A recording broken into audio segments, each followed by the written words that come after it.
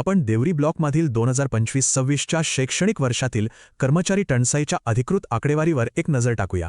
धक्कादायक म्हणजे आजच्या घडीला शिक्षण आणि नेतृत्वाची तब्बल 106 पदे तिथे पूर्णपणे रिक्त आहेत. या अधिकृत प्रशासकीय अहवालातून या गंभीर शैक्षणिक त्रुटी आणि बाधित शाळांची अचूक माहिती मिळते. एकूण 425 मंजूर पदांपैकी सध्या केवळ 319 पदेच भरलेली आहेत, म्हणजे खूप मोठी तफावत आहे. यात सर्वात मोठी कमतरता अंडर ग्रॅज्युएट टीचर्स म्हणजेच UGT पदांची आहे. संपूर्ण ब्लॉकमध्ये तब्बल 78 UGT पदे अद्याप भरलेली नाहीत. ही खरोखरच चिंतेची बाब आहे. पण खरी गंभीर परिस्थिती तर विशेष विषय आणि नेतृत्वाच्या पदांवर पाहायला मिळते. मंजूर असलेल्या 11 केंद्रप्रमुखांच्या पदांपैकी चक्क 7 पदे तिथे पूर्णपणे रिकामी आहेत. शारीरिक शिक्षण विभागात तर परिस्थिती आणखी वाईट आहे.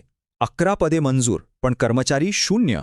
पदवीधर विषय शिक्षकांचा विचार केल्यास तिथे एकूण 7 पदे अजूनही रिक्त आहेत.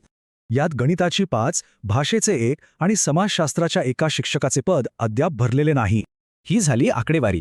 पण या टंचाईचा थेट फटका नेमक्या कोणत्या शाळांना बसतोय ते पाहूया. घोनाडी, सावली आणि फुटाणा या 3 महत्त्वाच्या शाळांना सध्या मुख्याध्यापकच मिळालेले नाहीयेत. आणि गणित तसेच विज्ञान शिक्षकांची सर्वाधिक कमतरता 5 विशिष्ट उच्च प्राथमिक शाळांमध्ये आहे.